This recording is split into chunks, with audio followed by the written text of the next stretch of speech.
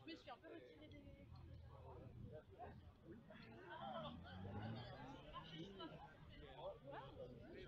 Je me suis un peu retirée des... Oh mais non! C'est pas de la police ou non, la police, là. Je me suis un peu retirée. C'est mieux pour les images. Oh mais non! C'est pas de la police ou non, la police, là. Je me suis un peu retirée. C'est mieux pour les images. Oh mais non! C'est pas de la police ou non, la police. Non, je ne pourrais pas dire spécifiquement sur le sommeil, mais sur la santé en général. Et tous les problèmes de santé ont des répercussions sur le sommeil, ça c'est sûr. Donc pour vous, le réchauffement climatique a un impact sur la santé des gens, qui ensuite va avoir un impact par exemple sur le sommeil. Oui, voilà. Oui, bien sûr. Et est-ce que vous avez vu des problèmes de santé vraiment précis liés directement au réchauffement climatique, ou est-ce que les boucles de rétroaction sont trop grandes pour qu'on voit déjà des conséquences? Non, je pense que le danger, il est surtout devant nous. Il est face à nous. Il concerne notre sécurité alimentaire, notre santé en général. Mais les dangers sont beaucoup plus devant, loin devant. Loin comment? En termes d'années, vous avez une idée?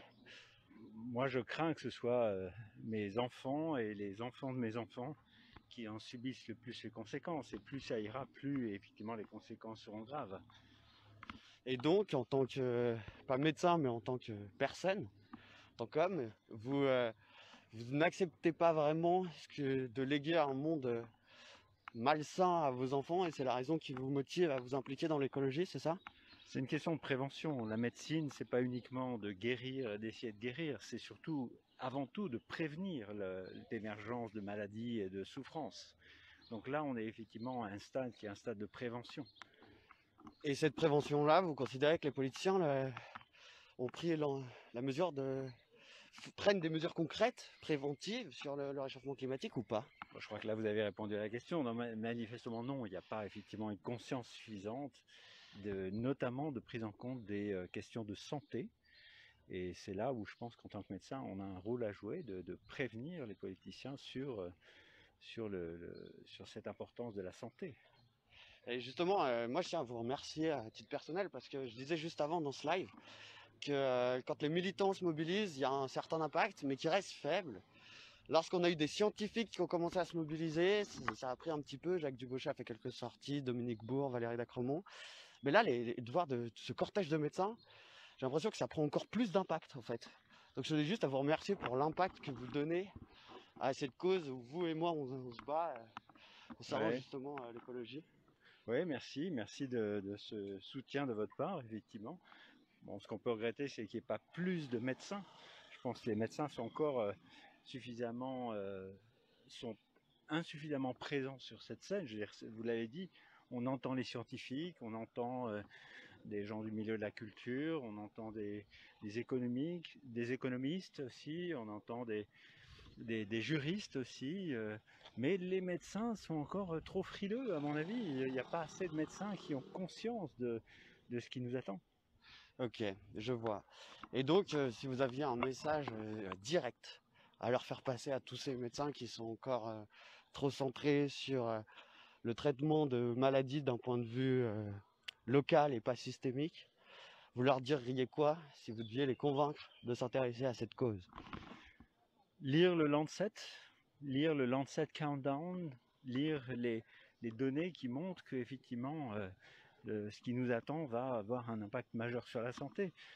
Malheureusement, vous aurez toujours des médecins cyniques qui vont se frotter les mains en disant que ils auront comme ça encore plus de boulot et donc et plus de fric. Et donc, oui, il y aura toujours cette population de cyniques, y compris par les médecins. C'est dramatique, mais c'est comme ça.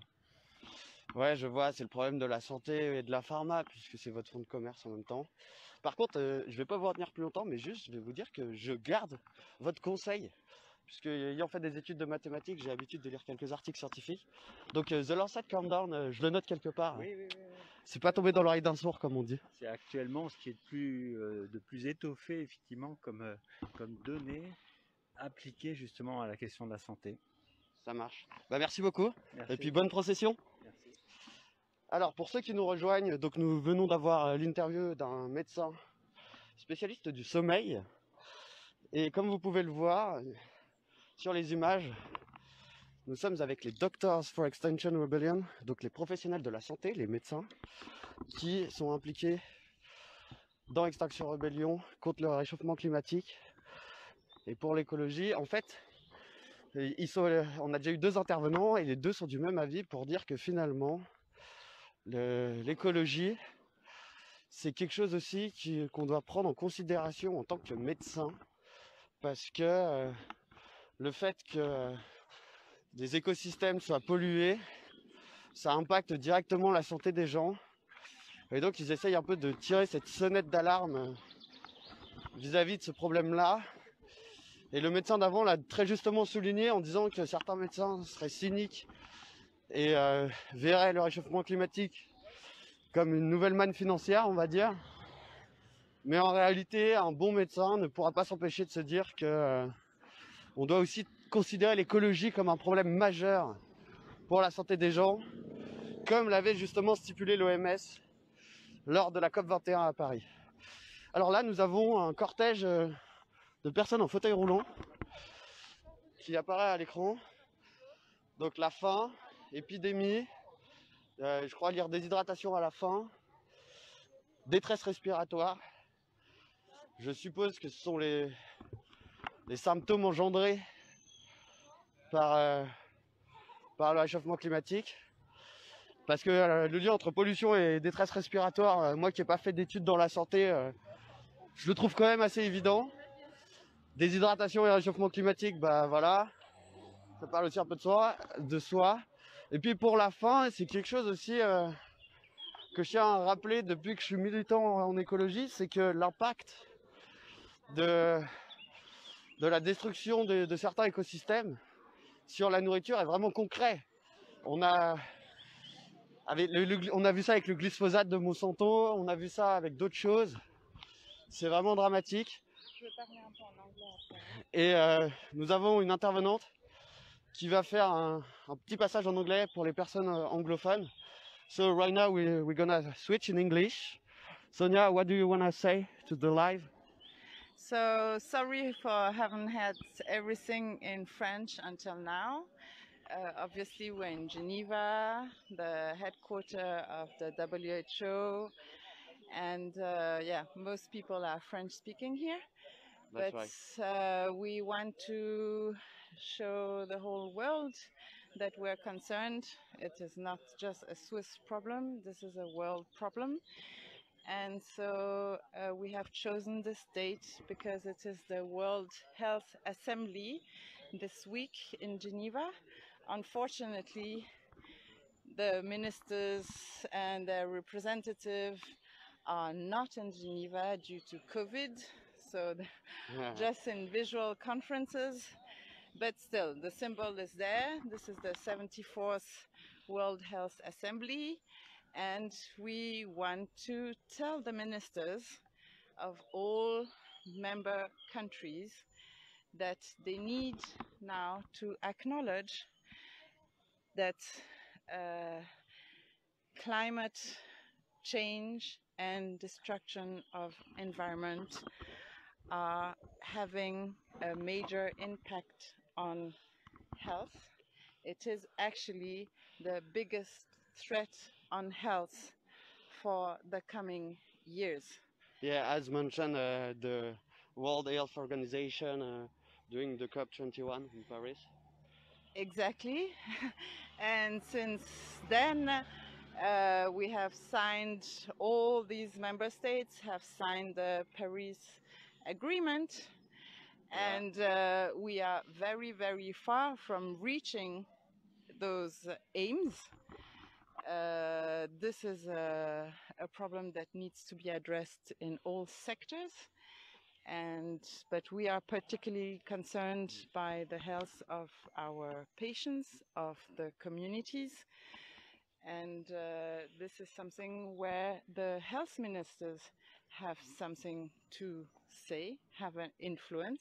Yeah, of course. And they need now to start acting and not just making blah blah. Yeah, like claims, yeah.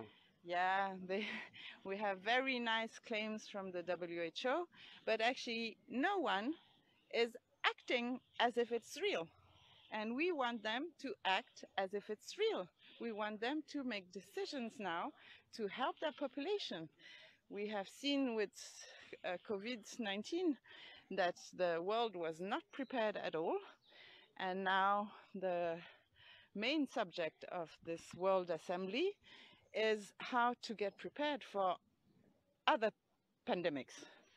But no one has addressed the problem of why we are in this situation. Why was there this pandemic? Yeah, Why good point. are the pandemics becoming more frequent? And I have also another question about claims and actions. It's like regarding the global health, the global warming and consequences, and the climate crisis, I would say. Do we lack some not action but solutions also?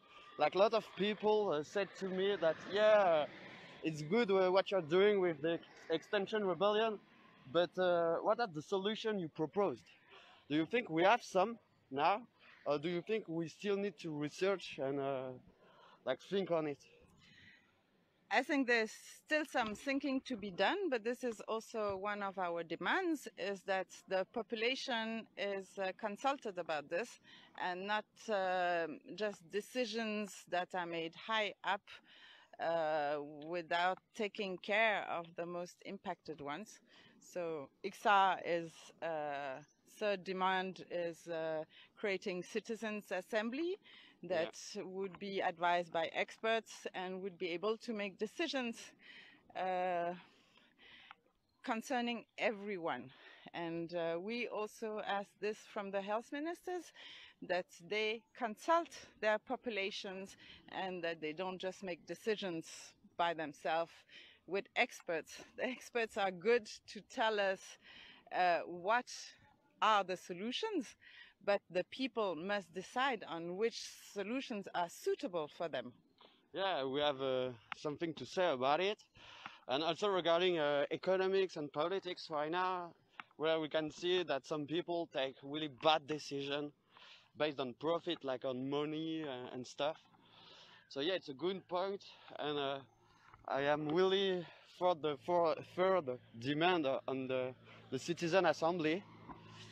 Should we switch in France? Okay. On va parler en français parce qu'on vient de parler de la troisième revendication d'Extinction Rebellion, ces assemblées citoyennes. Et du coup, Sonia, est-ce que tu serais d'accord de rappeler un peu en quoi elles consistent et pourquoi on les demande? Alors, pour Extinction Rebellion, la première demande, c'est que le gouvernement dise la vérité sur l'urgence climatique et le communique à la population à travers les médias. Et c'est quelque chose qui est tout à fait faisable. Je prends toujours l'exemple du Covid parce que on vient de le vivre, mais c'est conférences de presse 2 fois par semaine avec la plupart des 7 conseillers fédéraux pour nous dire quelle est l'urgence et pourquoi on doit prendre ces décisions liberticides pour le bien de la population. Alors évidemment que c'est pas ça qu'on demande, mais c'est le genre de communication qu'on demande. La deuxième demande, c'est d'arrêter d'émettre du CO2 d'ici 2025. Alors, je me permets juste, c'est pas forcément arrêter, mais arriver à une neutralité carbone. Mais arriver à une neutralité carbone, mais on sait très bien qu'on n'a pas beaucoup de moyens d'absorber le CO2. Donc, ouais, malheureusement. Il faut arrêter d'en émettre. Et puis arrêter de couper des arbres aussi. Par exemple. Et puis la troisième demande, parce qu'on ne veut pas que ce soit les gouvernants qui décident, on aimerait que le gouvernement organise des assemblées citoyennes. Ces assemblées citoyennes devraient être tirées au sort parmi la population et représentatives en termes géographiques, de genre, de milieu social, de niveau d'éducation, de citoyens, pas citoyens, voilà, vraiment la population au total, on tire au sort. Et puis, ces personnes sont vraiment après informées sur la science. Et ça a été fait en France Oui, effectivement. avec la Convention citoyenne pour le climat. ouais. Il y a eu pas mal de témoignages de gens qui étaient venus là, qui pensaient déjà être renseignés et connaître, savoir l'état de notre planète. Mais en fait, après avoir entendu vraiment les experts, ils ont eu un gros choc et un gros coup de désespoir. Parce que c'est vraiment affreux. Ah ouais. Et c'est seulement quand on le sent dans son corps, quand on réalise vraiment où on en est, que on peut commencer à prendre des décisions. Tant que c'est juste... ouais. Tant que c'est diffus, vague et tout ça, dans longtemps comme disent certains, exactement. Ouais, ça mène à rien. Mais en réalité, il y a quand même... ouais, notre caméraman a failli se casser la gueule, c'était rigolo. Bref, on en revient au sujet. Effectivement, quand c'est diffus, que c'est loin, ou comme certaines personnes disent, ouais, de toute façon, moi je serai plus là, je serai plus sur cette planète quand ça partira en sucette. Bah, c'est vrai qu'on est moins dans l'action. Et quand on lit les articles, on voit que effectivement, je sais pas comment vous l'avez vécu, mais moi c'était une belle claque dans la figure. Alors, ça continue parce qu'on a cette faculté, les êtres humains, à pouvoir tout empaqueter dans un petit coin du cerveau. Donc, même si j'ai suivi les conférences d'Extinction Rébellion à plusieurs reprises, j'ai entendu des personnes du GIEC nous raconter quelle était la situation, à chaque fois, je reprends une claque. Parce que entre deux conférences, je suis aussi un petit peu dans le déni. Je suis obligée d'être un peu dans le déni pour pouvoir continuer à vivre, parce que sinon c'est trop douloureux. Je comprends. Ouais, je comprends. De toute façon, on est obligé. Le déni est nécessaire, je pense. Et d'ailleurs, j'aimerais savoir votre avis sur des phrases qui sont sorties à la grève de l'avenir vendredi dernier, que j'ai trouvé intéressantes. C'est que les gens étaient pessimistes pour l'avenir, mais optimistes dans l'action. Et donc, en fait, il y avait une espèce de consensus qui se dégageait de c'est la merde, mais venez, on n'y pense pas trop et on agit. Vous êtes un peu du même avis là-dessus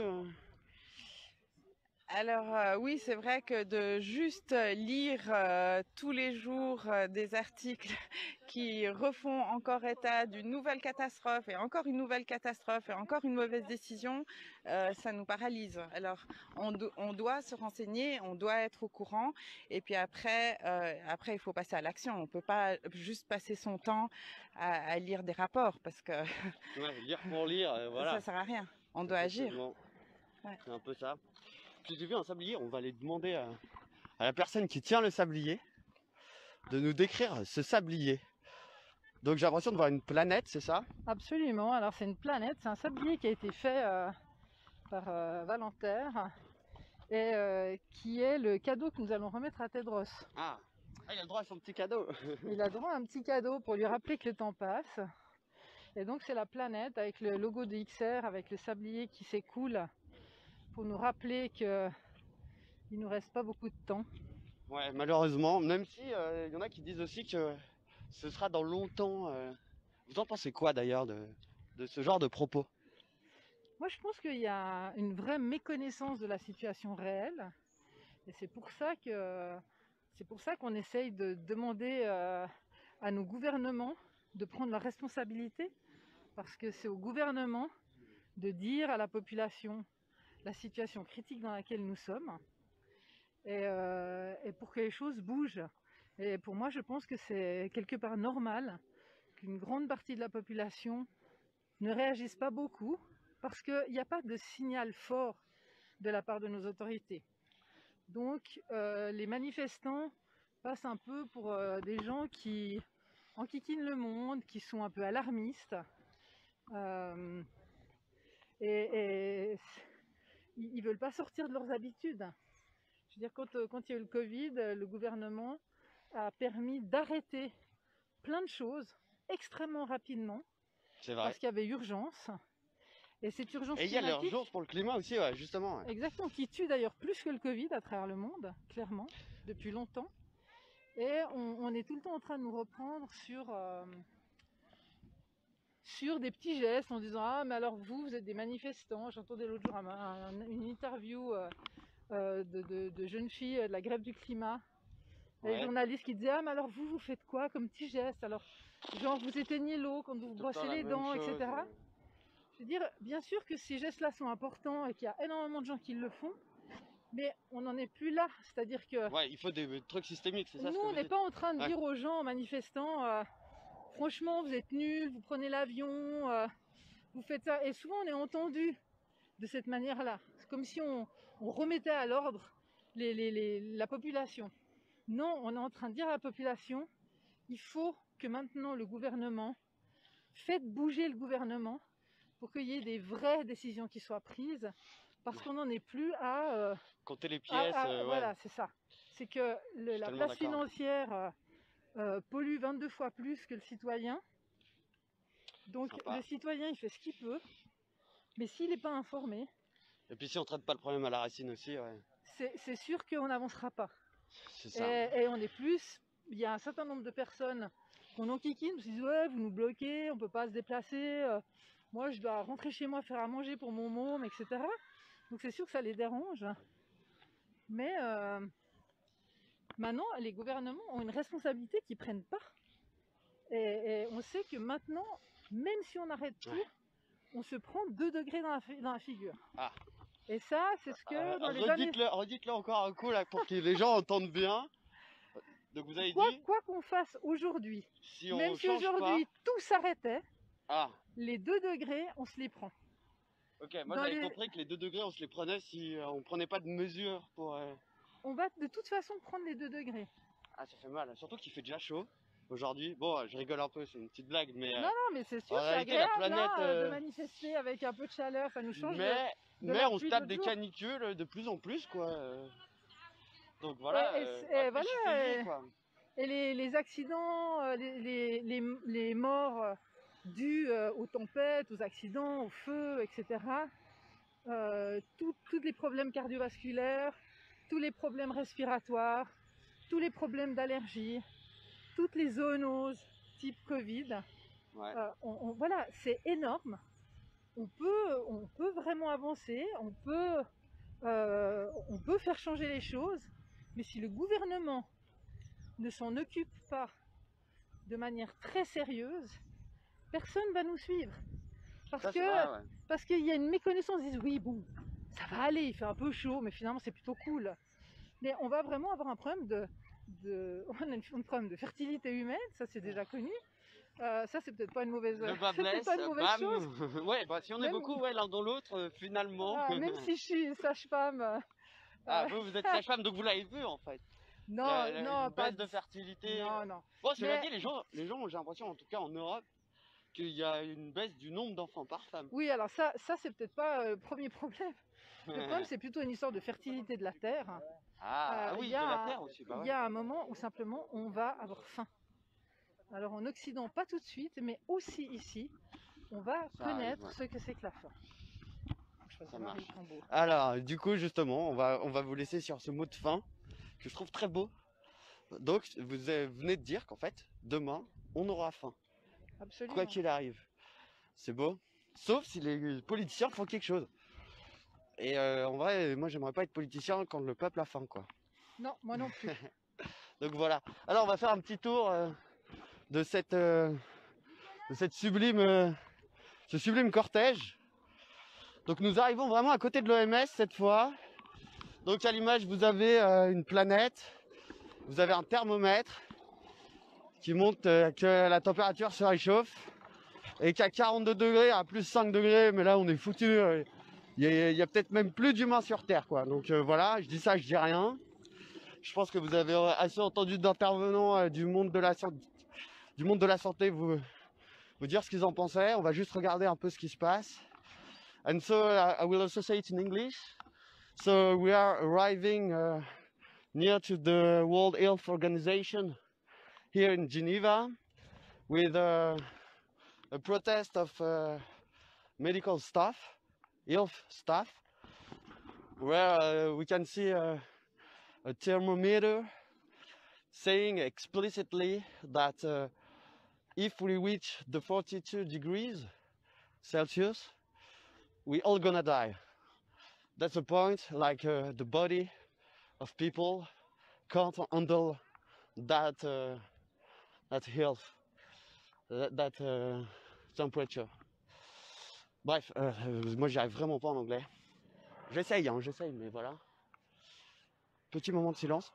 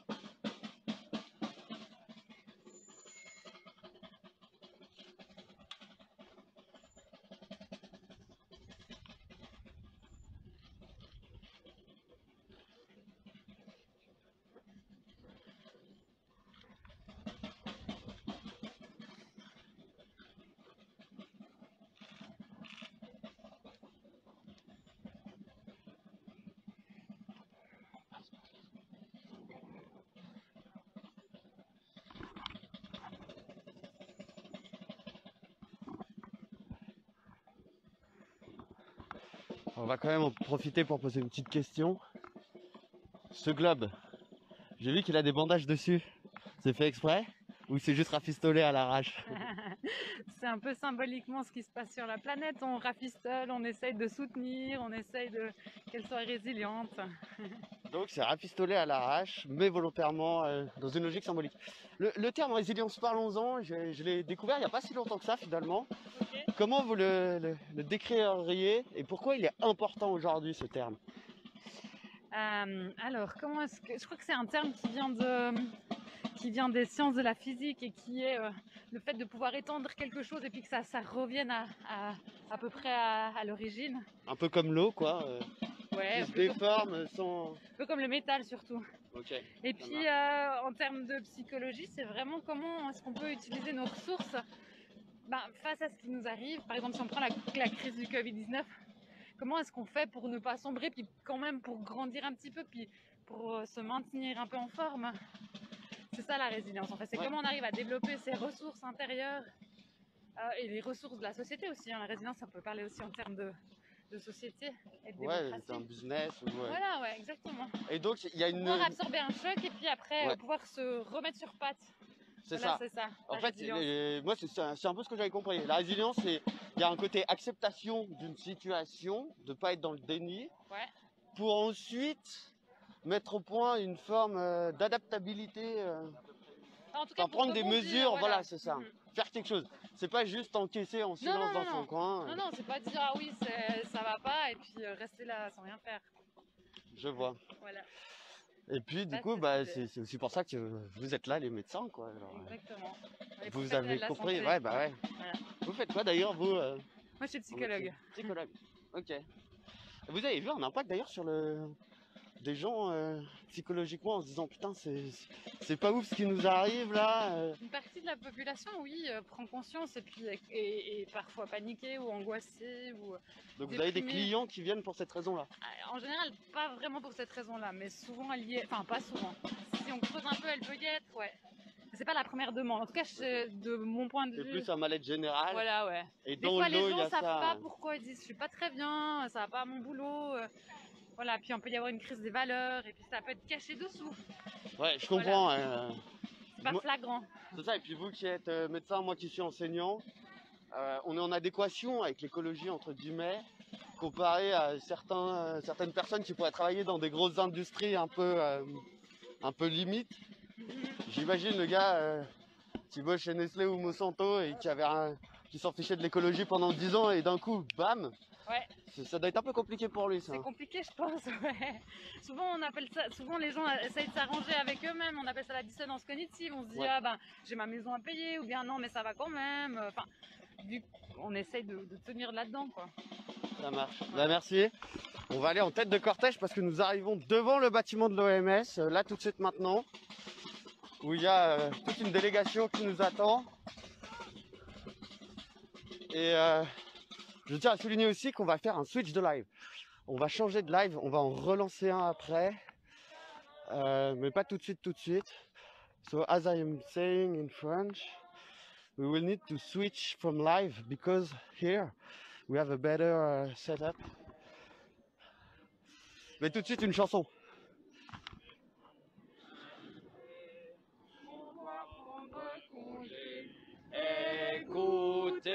Écoutez-nous, il y a urgence pour la santé de la planète et l'humanité. Nous sommes les docteurs. Enfin, c'est con, on voit pas qu'ils chantent parce qu'ils ont le masque, mais ils chantent tous là. C'est exponentiel. On a compté les morts, futurs et actuels. On voit que les politiques ignorent les scientifiques. Donc face à ce danger, on doit se rebeller. Écoutez-nous, il y a urgence pour la santé de la planète et l'humanité. Nous sommes les docteurs Switzer. On descend dans la rue, on se couche par terre. On dit ça ne va plus, on ne peut plus se taire. Qui ne dit rien consent, et on doit manifester. Car pouvoir et argent valent moins que la santé. Écoutez-nous, il y a urgence pour la santé de la planète et l'humanité. Nous sommes les docteurs Switzer. On connaît les urgences, la mort et la souffrance. C'est notre quotidien de soigner son prochain. On sauve des humains la nuit et la journée. Mais pour l'humanité, on doit prendre congé. Écoutez-nous, il y a urgence pour la santé de la planète et l'humanité. Nous sommes les docteurs Switzer. On a lu les rapports, on sait l'exponentiel. On a compté les morts, futurs et actuels. Les politiques ignorent les scientifiques. Donc face à ce danger, on doit se rebeller. Écoutez-nous, il y a urgence pour la santé de la planète et l'humanité. Nous sommes les docteurs Switzer. On faire. On dit ça ne va plus, on ne peut plus se taire. Qui ne dit rien consent, il faut manifester. Car pouvoir et argent valent moins que la santé. Écoutez-nous. Il y a urgence pour la santé de la planète et l'humanité. Nous sommes des peuples fructifères. On descend dans la rue, on se couche par terre. On dit ça ne va plus, on ne peut plus se taire. Qui ne dit rien consent, il faut manifester. Car pouvoir et argent valent moins que la santé. Écoutez-nous, il y a urgence pour la santé de la planète et l'humanité. Nous sommes les Doctors Fructifères. C'est beau, émouvant. Cette image est lourde de sens. Bravo les gars!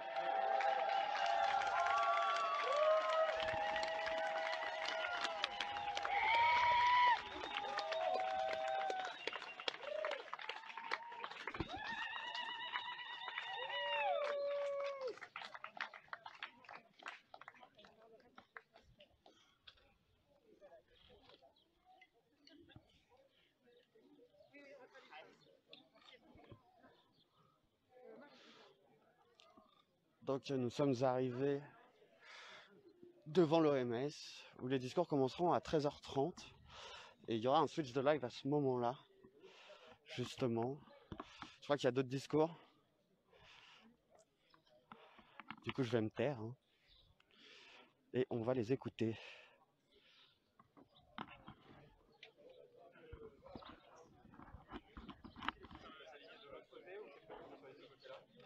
On va voir. Vous devriez qu'on parte de ce côté.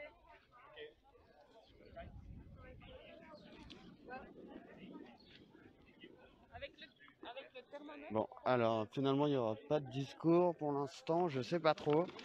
C'est un peu confus. Je sais juste que nous sommes à l'OMS, vraiment devant les bâtiments, avec des agents de sécurité, avec des officiels aussi. On va peut-être pas les interroger, tout ça. Les médecins. Ah, il y a un accueil. Trois choses, d'accord, c'est pas fait. Ah, ok. Marie? Go.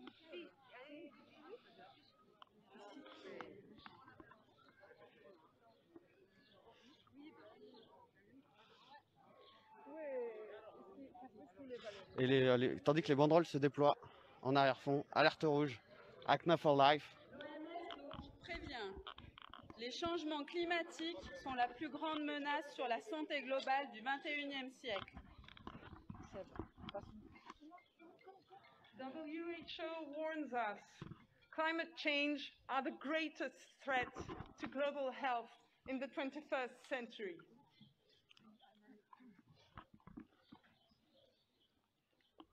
Le docteur Tedros nous a dit: le monde est à la croisée des chemins. Nous ne pouvons pas nous permettre de bouffer du dioxyde de carbone dans l'atmosphère au même rythme et continuer à respirer de l'air pur. Nous devons choisir.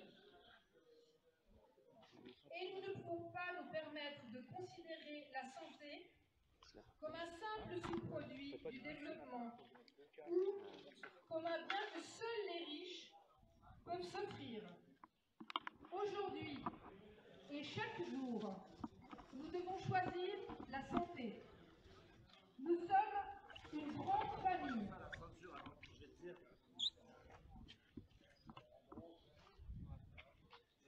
World Health Organization, WHO, Director General Dr. Tedros said, the world has reached a fork in the road.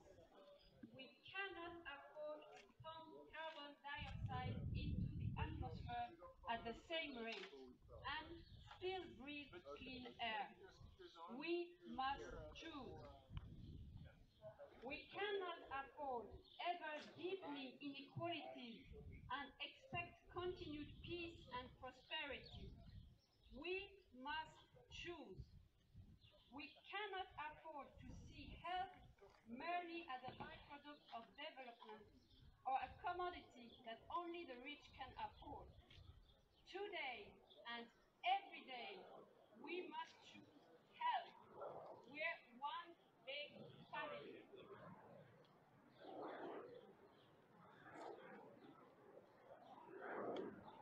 L'OMS nous écrit: les professionnels de santé ont le devoir de veiller à la santé de la population mondiale et des générations futures.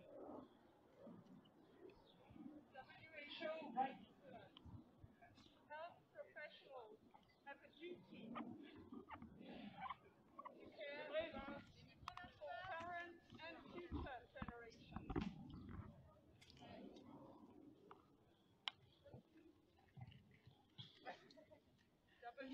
WHO writes to us, health professionals have a duty to care about current and future generations.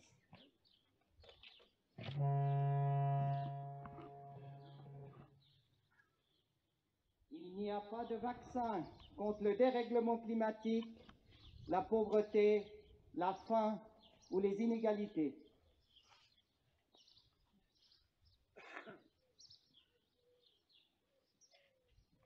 There is no vaccine for poverty, hunger, climate change, or inequality.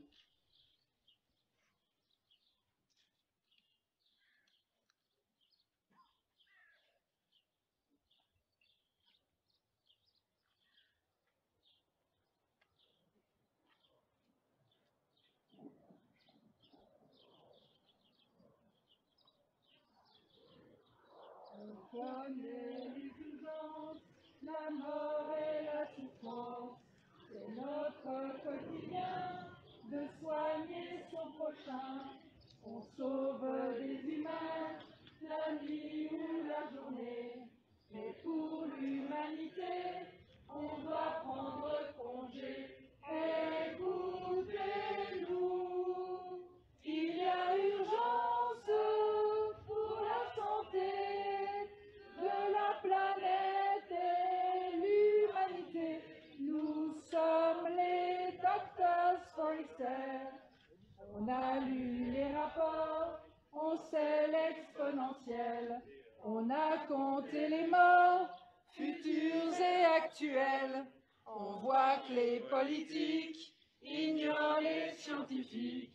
Donc face à ce danger, on doit se rebeller. Écoutez-nous,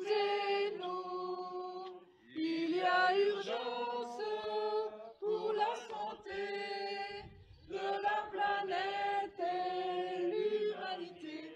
Nous sommes les Doctors for Excel. On descend dans la rue, on se couche par terre. On dit ça ne va plus, on ne peut plus se taire. Il ne dit rien qu'on sent, il faut manifester, car pouvoir et argent valent moins que la santé. Écoutez-nous, il y a urgence pour la santé de la planète et l'humanité. Nous sommes les Doctors for Excel.